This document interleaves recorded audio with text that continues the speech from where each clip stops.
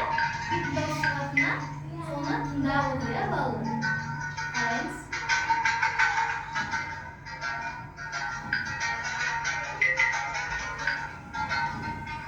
Qanday tartibdagi janqa jayli tabiatda elестетен o'ynab жүрген балалардың дауысы қыздардың күлгенін естігендей болдым.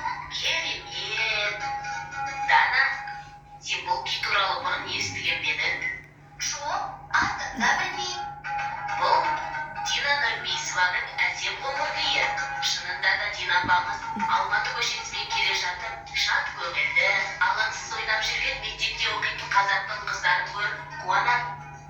Өз немересі қоңырды есіне түсіріп, осы күйді шығарыпты. Сен бұл оқиғаны білмей-ақ күйдің айтарын түсіне алғанына таңғалып отырмын. Аға, күйдің айтары дедіңіз бе? Оның әндікі сияқты сөздері болмайды ғой. Сонда қалай айтады? Дана, күй деген атаудың өзі сөзбен жеткізілуі мүмкін емес.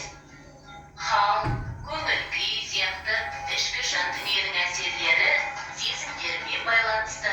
Күй оқиғаны домбыра, қобыз немесе сыбызғы сияқты аспаптар арқылы баяндайды. Дыбыс арқылы затты немесе құбылысты суреттейді. Күйдің бойында терең оймен қатар әрекет, тартыс болатындықтан оны аспаптық пьеса деп те атайды. Сондықтан күй домбырада және басқа да халық аспаптарында орындалатын музыкалық шығарма. Ол Gördük ya ballar ya. Bu жерде бала bize домбыра тұр, және сыбызғы, және қобыз тұр екен ya. Күйде сөздер болмайды. Ол күйді біз не арқылы жеткіземіз? Домбыра, сыбызғы, және қобыз арқылы жеткіземіз ya. Енді балалар тағы бір видео отырсайық. Енді біздің қазақтың ұлттық аспабы қандай аспап? Домбыра. Айтайықшы. Шана. Енді домбыраны тыңдап жедейік, домбыра жайлы мағлұмат тыңдап жедейік, е? Көрермендер, сіздерге қазір мен домбыра аспабын құрылысымен таныстырып өтейін. Домбыраның басы екі құлағы жүреді. Мына жерде кіші тиек деп аталады. Ары қарай домбыраның мойнында пернелері бар. Перне 19 дыбыстан тұрады. Шегі, екі шегіміз астыңғы және үстіңгі. Бет қақпағы. Мына жерде қақпақтың қорғаны болу керек міндетті түрде. Үлкен тиек, түйме және шана. Sütü koyup alaya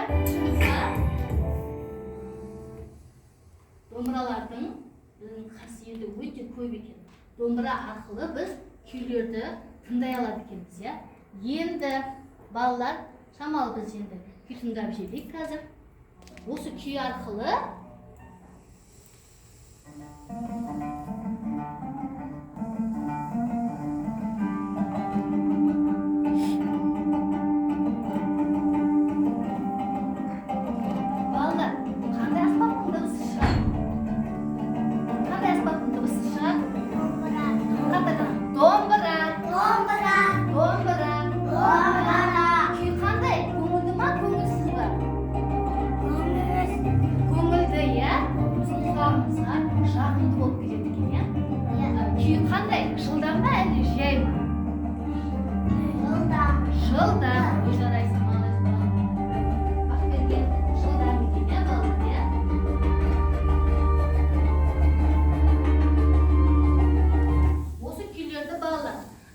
кино арқылы, мультфильм, бейне арқылы түсірген екен, ya.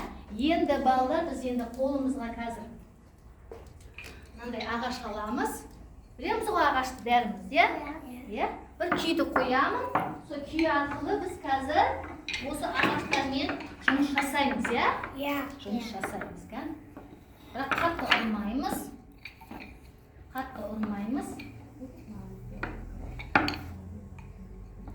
Бақтыға стола қарап отырамыз, ya?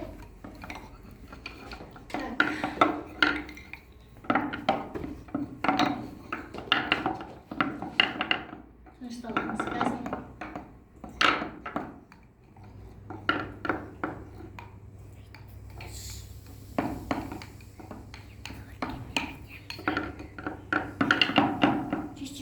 Şulamayız. Kan bala.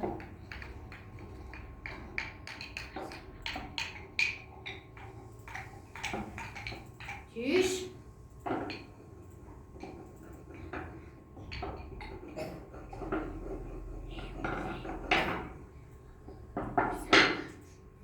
Şulamayız. Şunda bir yedik kazı.